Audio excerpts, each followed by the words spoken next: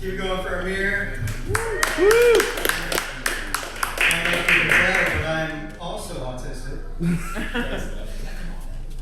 On deck, we have Eddie and Antonio. Coming to the stage right now, though, we have Rohan Valhalla. Yeah! Hey, how's it going, everyone? Yeah! Woo! So, I just got laid. Off. One of my comic friends said that I could steal that joke from him, and I told him that that was how I was going to tell him, but then I remembered that he used to date my girlfriend, and that felt a little bit too much like bragging. My girlfriend's been really supportive the whole time. I think a little too supportive. Like, maybe save that energy for 2 months from now when I can't afford birthday presents. She's been really nice about, like, giving me kudos and stuff when I accomplish things. But, like, one day I texted her that I haven't cried all day, and she said, "Good job." I thought a couple days later about texting her that I put on pants before noon just to see what she'd say. You learn a lot about yourself when you're unemployed. For example, I learned how many times I can jack off in one day because there are two numbers.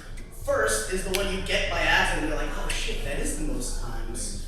And the second is the one where you prep for. You know, you work out the whole week leading into it. You do some stretches. And then you get up nice and early and start jerking it. If you're watching this on YouTube, please leave your Venmo and your guess for my record, and the first person to get it gets $10. The other thing I learned about myself was that it's very easy for me to turn into a LinkedIn person, which is the worst part of being laid off, not actually not having a job. I also really learned who my real friends are because some people send me a congrats on your work anniversary message every single year, like clockwork, and when I post that I get laid off, fucking crickets. Somehow that also affected my physical mail. Manny Olga still sends me flyers every once in a while, but the furniture stores have somehow got rid of it. Any Game of Thrones fans here? Yeah! See, I knew doing comedy would easy. I'd get a couple people who'd be interested in a joke about the geopolitics of Westeros.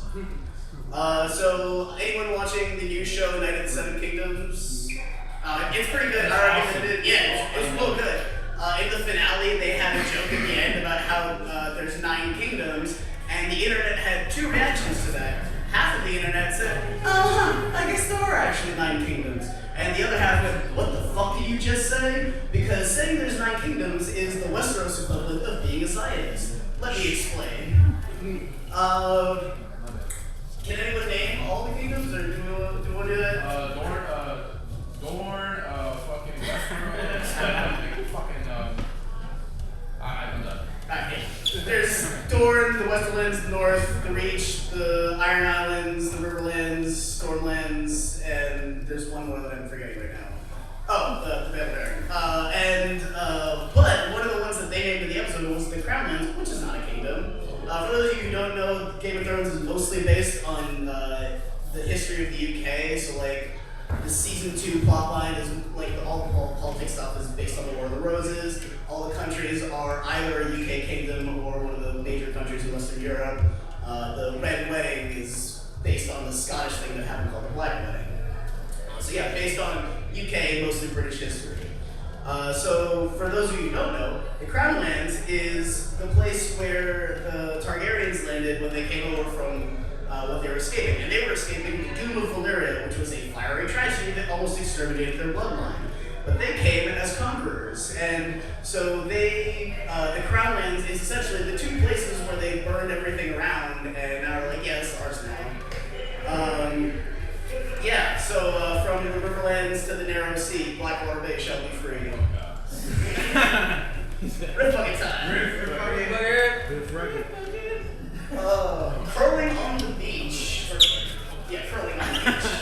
Ireland, that also sounds kind of fun, just like a different kind of curling. Like, it's gonna go super slow, so you gotta sweep the sand out of the way much faster.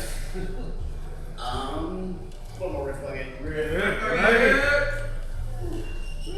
Family-friendly drugs.